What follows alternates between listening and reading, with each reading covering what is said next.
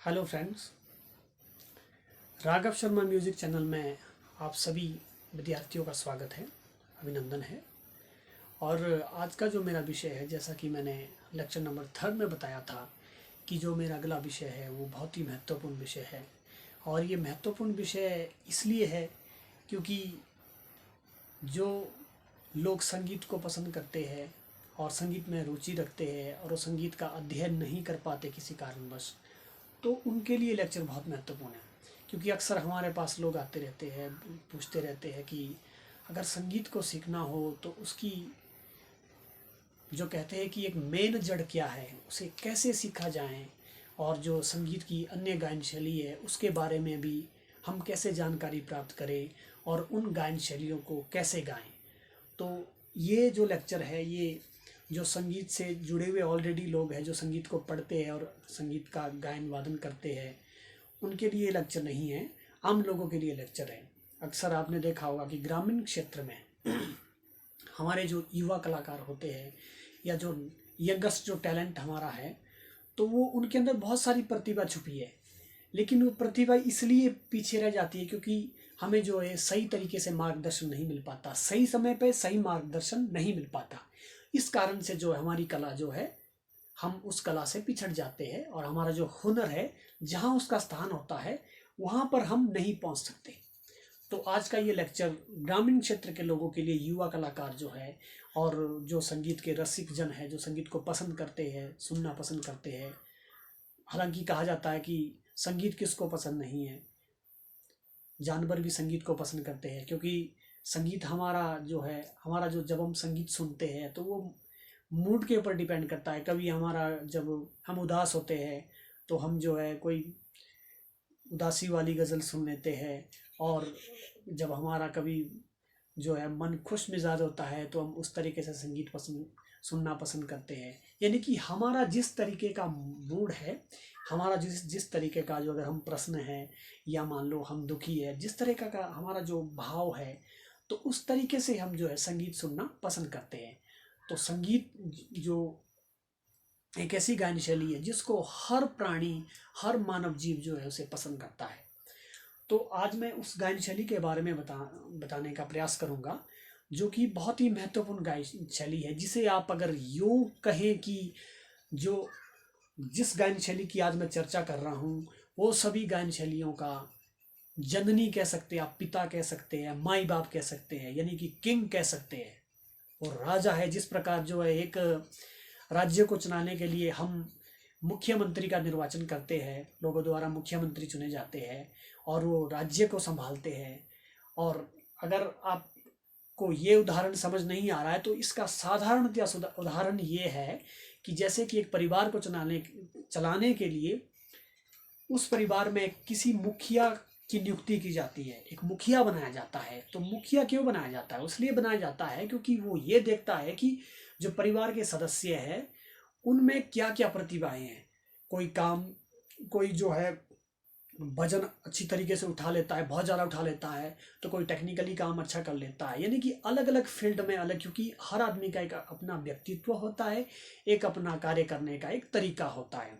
तो वो जो मुखिया होता है वो क्या करता है, वो यही देखता है कि जो परिवार में अन्य सदस्य है, कौन सा व्यक्ति किस कार्य में एक्सपर्ट है, तो उसको उस कार्य में जो उसका मार्गदर्शन किया जाता है। तो जिस प्रकार जो एक राज्य को चलाने के लिए जो एक सीएम का हम सीएम का निर्वाचन करते हैं या मुख्यमंत्री को चुनते हैं, उसी प्रकार परिवार को चलाने के लिए एक मुखिया का जो है निर्वाचन किया जाता है, मुखिया बनाया जाता है। तो उसी प्रकार संगीत गायन शैली में भी एक आप जो गायन शैली है जिसका नाम है कि शास्त्रीय गायन शैली। ये शास्त्रीय गायन शैली जो है सभी गायन शैलियों की मुखिया है।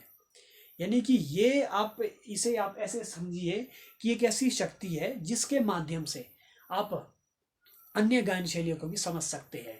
यानी कि इस गायन शैली को यदि हमने समझ लिया तो अन्य गायन शैलियों को समझने में हमें बहुत आसानी हो जाती है। हालांकि गायन शैलियाँ, बहुत सारी गायन शैलियाँ हैं जिनका कि अगर मैं नाम लूँ तो नाम लेते बहुत समय लग जाएगा, लेकिन बहुत सारी गायन शैलियाँ हैं, लेकिन है तो वो संगीत ही है ना।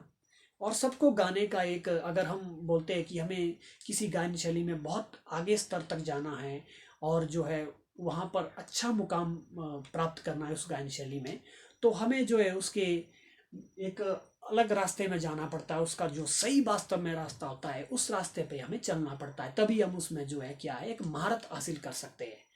तो उसी प्रकार जो है शास्त्रीय गायन शैली यहाँ पर ऐसी गायन शैली है जो सभी गायन शैलियों की आप एक पावर समझ सकते हैं। एक जैसे कि बिजली का एक पावर प्रोजेक्ट होता है जिसके माध्यम से जो है ट्रांसफार्मर में बिजली परिवर्तित की जाती है, और फिर जो है ट्रांसफार्मर से हर घर में जो है बिजली पहुंचाई जाती है। तो उसका मेन रिसोर्सेस क्या है? हमारी जो बिजली है वो कहाँ से आ रही है? पानी से जो है पानी इकट्ठा करके जो है एक बड़े से बिजली घर में इकट्ठा किया जाता है, वहाँ पर मशीनें लगाई जाती है, फिर वहाँ से बिजली उत्पन्न की जाती है और फिर ट्रांसफार्मर में उसे भेजी जाती है और ट्रांसफार्मर के द्वारा जो है उसे घर घर तक पहुँचाया जाता है। तो इसका जो मेन रिसोर्सेज क्या हुआ, यानी कि जो हमारा बिजली जो प्रोजेक्ट है बनाया जाता है, तो मेन रिसोर्सेज ये हुआ कि बिजली आई कहाँ से। उसी प्रकार संगीत भी वैसा ही है कि जो हमारा संगीत है उसकी मेन जड़ क्या है। वैसे तो बहुत सारी गायन शैलियाँ हैं हमारी, जो है प्राचीन गायन शैलियाँ हैं। सामवेद में जो मैंने आपको पिछले लेक्चर में बताया था, तो साम गायन का प्रयोग किया जाता था, उदात अनुदात स्वरी 3 स्वरों का प्रयोग किया जाता था, जो वर्तमान समय में भी आप उसका अनुभव कर सकते हैं कि जब यज्ञ आदि हो रहा होता है तो उसमें जो उच्चारण किए जाते हैं तो वो क्या है, साम गायन में उच्चारण किए जाते थे। उसके बाद जाति गायन आया, उसके बाद ग्राम गायन, बहुत सारी आगे गायन शैलियाँ आई। तो उसके बाद फिर ध्रुपद गायन शैलियाँ आई, जो कि इससे आप ये समझ सकते हो जो शास्त्रीय गायन शैली है इससे पहले की गायन शैली है। मध्य प्रदेश में ग्वालियर नामक स्थान पर जो है मध्य प्रदेश, वहाँ पर राजा मानसिंह तोमर ने 15वीं शताब्दी में ग्वालियर गायन शैली को इजाद किया था। तो वो गायन शैली क्या है, बहुत ही भारी गायन शैली, उसके मर्दाना गायन शैली कहते हैं, और उसमें श्रृंगार और गंभीर प्रकृति का रस उत्पन्न होता है। और बहुत ही उसे जो है उस गायन शैली को इस तरीके से भी गाया जाता था कि परमात्मा की प्राप्ति के लिए, यानी परमात्मा का स्मरण करने के लिए उस गायन शैली को प्रस्तुत किया जाता था। लेकिन अब जो वर्तमान समय में हमारी गायन शैली जो प्रचलित हो रही है उसका उतना प्रचलन नहीं है, लेकिन ये गायन शैली जो है अब वर्तमान समय में खूब प्रसारित हो रही है। और ये जो है सभी गायन शैलियों की जड़ है। जड़ क्यों है? क्योंकि इसके पीछे शास्त्र छुपा हुआ है। शास्त्र का होना क्यों आवश्यक है? क्योंकि जब तक हम किसी विषय के शास्त्र के बारे में जानकारी प्राप्त नहीं कर सकते या हमें उसके बारे में जानकारी नहीं है, तब तक हम जो है उस विषय में आगे अध्ययन नहीं कर सकते हैं और उन विषय के जो अन्य पहलू है उनको समझ नहीं सकते हैं। तो यही कारण है कि शास्त्रीय गायन शैली यहाँ पर महत्वपूर्ण है। इसको आप ऐसे भी समझ सकते हैं शास्त्रीय गायन शैली को कि मैं पहले लिख देता हूँ।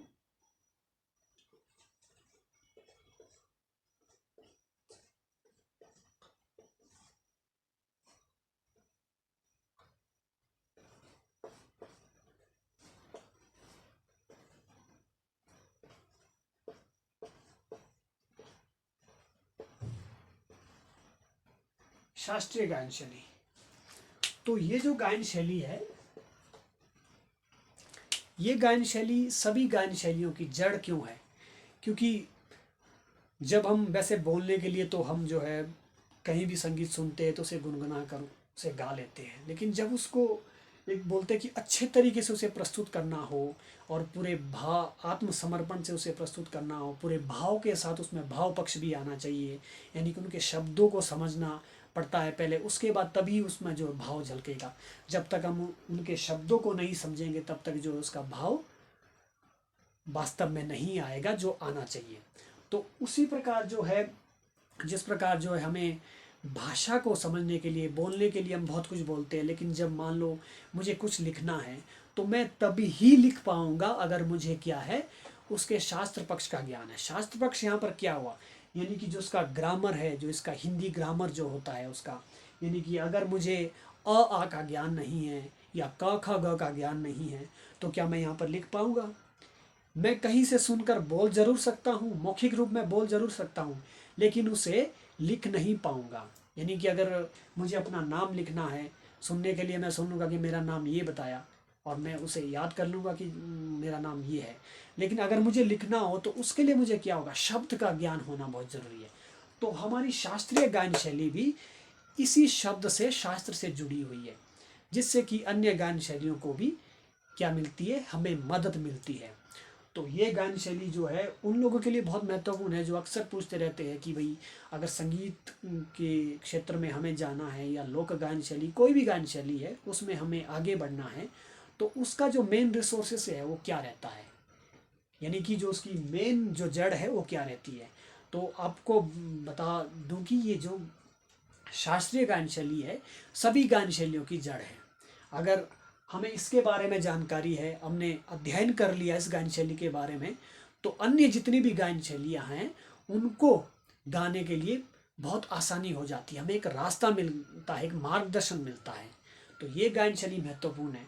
वैसे तो जैसे अगर गज़ल गानी है तो गज़ल गाने के लिए हमें जो है एक अलग से, अगर हम उसे अच्छे तरीके से उसमें महारत हासिल करना चाहते हैं तो उसमें एक अलग से प्रशिक्षण लेना पड़ता है, तो वो भी संगीत है।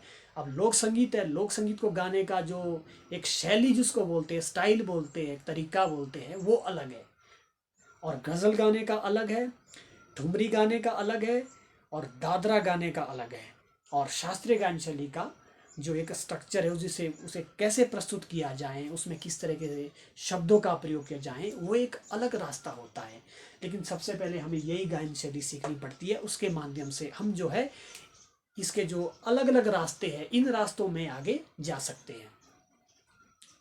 तो ये गायन शैली एक ऐसी गायन शैली है जिसके माध्यम से हमें अन्य गायन शैलियों को सीखने में भी बहुत ज़्यादा मदद मिलती है।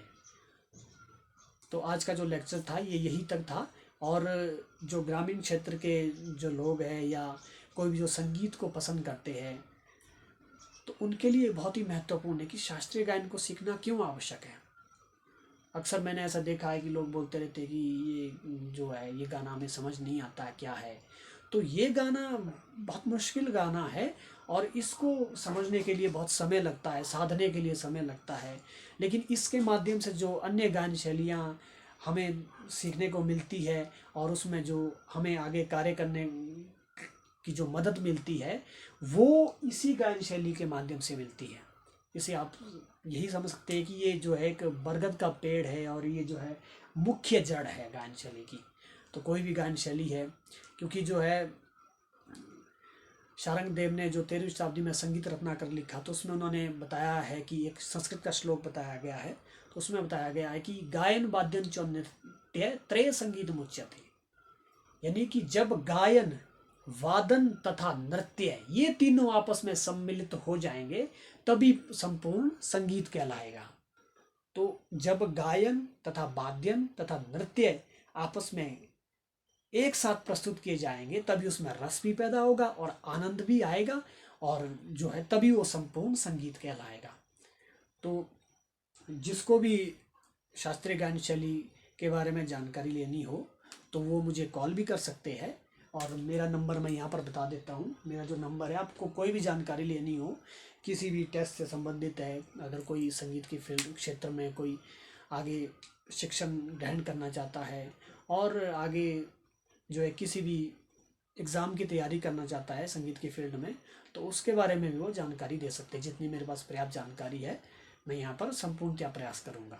तो मेरा नंबर है